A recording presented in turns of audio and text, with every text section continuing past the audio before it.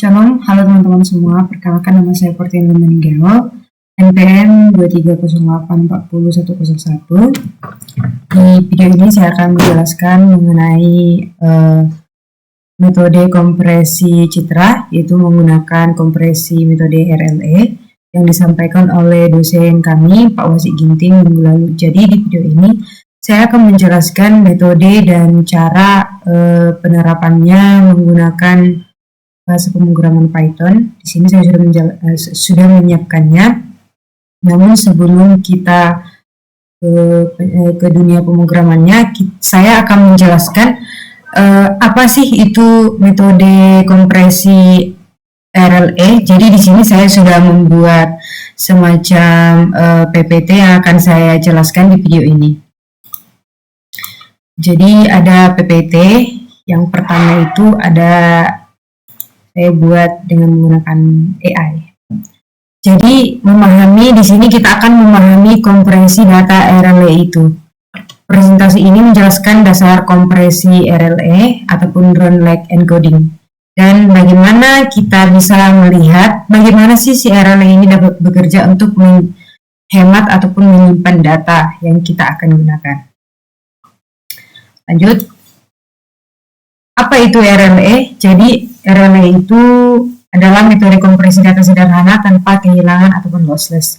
Ini efektif untuk data yang memiliki banyak urutan nilai yang sama secara berurutan. Jadi data aslinya, contohnya kita bisa lihat seperti ini, data dengan banyak pengulangan karakter atau nilai yang sama. Jadi setelah data terkompresi, mengganti urutan berulang dengan satu nilai dan jumlah pengulangannya. Selanjutnya, bagaimana RLE bekerja? Jadi yang pertama itu ada identifikasi urutan, yaitu untuk menemukan urutan nilai berulang. Yang kedua itu ada hitung pengulangan, jadi menghitung beberapa kali nilai tersebut muncul berturut-turut. Selanjutnya ganti dengan pasangan, yaitu mengganti urutan dengan jumlah pengulangan dan nilai. Selanjutnya ada simpan data baru, yaitu data terkompresi membutuhkan lebih sedikit ruang untuk penyimpan. Misalnya AAABBC akan menjadi 5ABB1C. Proses ini mengurangi ukuran file secara signifikan. Jadi bisa dijelaskan di sini bahwa lossless ini kita di metode lossless ini kita akan mengetahui bahwasanya gambar aslinya ini akan berbeda penyimpanannya dengan gambar yang sudah kita kompresi. Jadi selanjutnya ada contoh sederhana dari RLE ini ya. Contohnya kita bisa membayangkan sebuah gambar sederhana dengan piksel hitam putih. Terus contohnya data aslinya adalah W itu sebagai putih kita asumsikan dan B-nya menjadi hitam. Jadi banyak pengulangannya yang jelas. Jadi data yang terkompresi itu menggunakan RLE itu akan menjadi 6W2B 4W1B. Itu ukuran data menjadi lebih kecil dan lebih efisien untuk disimpan. Jadi RLE paling efektif untuk data bitmap atau gambar yang memiliki area warna yang cukup solid. Jadi apa sih keunggulan dari RLE ini? Yang pertama tentunya cepat. Jadi algoritma yang sangat sederhana ini dapat mempercepat untuk diimplementasikan ataupun dapat kita gunakan dengan baik. Kedua adalah efisiensi ruang. Jadi mengurangi ukuran file secara signifikan untuk data yang tepat. Jadi kita nggak usah menyimpan data itu dengan kapasitas penyimpanan yang lebih tinggi. Jadi selanjutnya ada lossless, yaitu tidak ada informasi yang hilang selama proses kompresi dan dekompresi. Jadi keunggulan ini menjadikan RLE pilihan yang baik untuk kelas penggunaan tertentu. Jadi di lossless ini kan tidak ada informasi yang hilang selama proses kompresi dan dekompresi. Jadi ketika kita kompresi, contohnya kita akan mengkompresi foto ijazah atau foto kartu keluarga atau foto yang lainnya. Jadi saat dikompresi tidak akan kehilangan data apapun.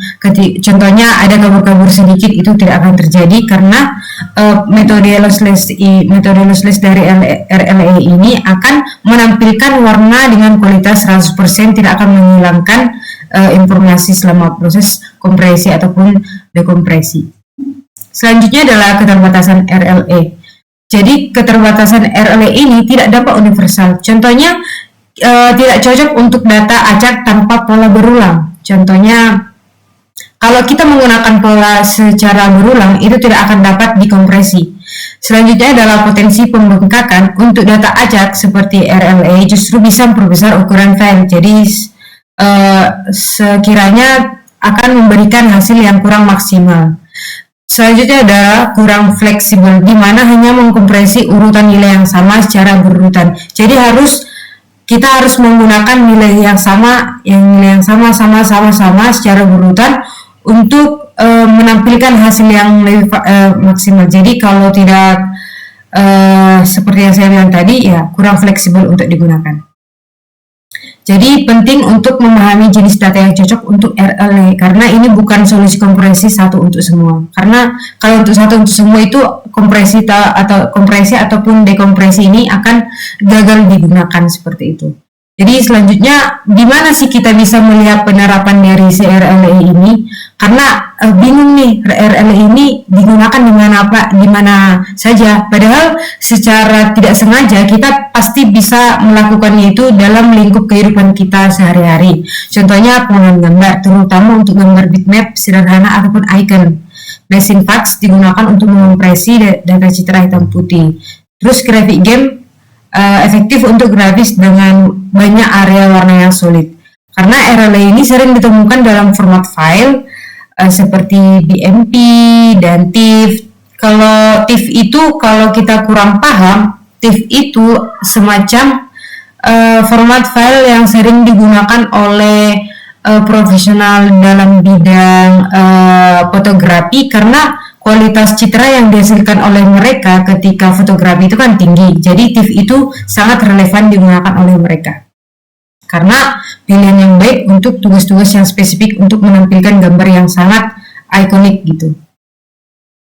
Selanjutnya, kesimpulan dan langkah selanjutnya itu apa aja? Kan RLA ini adalah metode kompresi sederhana namun kuat untuk data berulang. Jadi pemilihan metode kompresi yang tepat sangat penting. Jadi untuk pelajari lebih lanjut, eksplorasi algoritma kompresi lossless lainnya seperti Human atau LZW, eksperimen, atau kita akan mencoba dalam bahas pemrograman pilihan Anda ataupun yang akan kita lakukan nanti dengan Python, karena sejauh ini dosen saya menganjurkan kita satu kelas itu menggunakan bahasa pemrograman Python untuk menampilkan hasil, ataupun dalam video seperti ini kami akan menggunakan Python dengan menggunakan aplikasi idle. Jadi penerapannya cara tadi kehidupan nyata yang bisa diuntungkan dari RLA. Jadi menurut saya untuk penjelasan dari RLA ini jelas ya, untuk kompresi data yang akan tidak menghilangkan data ketika kita melakukan kompresi dan dekompresi. Jadi selanjutnya saya akan menjelaskan contoh yang akan saya tampilkan dengan menggunakan idle. Jadi di idle ini saya sudah buat lebih dahulu seperti ini. Jadi saya rasa kita sudah bisa melihat ataupun menggunakan idle ini. Jadi bahasa pemrogramannya ini saya pakai yang Python. Jadi di sini saya sudah Ctrl C ataupun copy nanti supaya kita bisa langsung mengcopy ataupun menjalankan si bahasa pemrograman yang saya buat tadi. Jadi tadi hasilnya ini kan sudah ada. Jadi ini. Atau kalau kita mau gambar yang lain juga bisa. Contoh, saya akan upload dari drive D saya karena di sini ada beberapa foto grayscale, ataupun foto yang saya gunakan ini contohnya. Kita open. Kan ini. Kita akan upload. Kita kan ini sudah upload. Jadi nanti kita akan kompresi ke RLA, kita klik. Ini sedang compressing. Nah, jadi ukuran file asli dari foto saya ini tadi kan 1,1165 MB. Jadi ukuran asli setelah saya melakukan kompresi dari RLA ini, ukurannya menjadi 0,882 MB gitu. Jadi efisiensi dari kompresi ini terhitung 22,95%. Kalau kita mau semisal kita mau mengganti gambar juga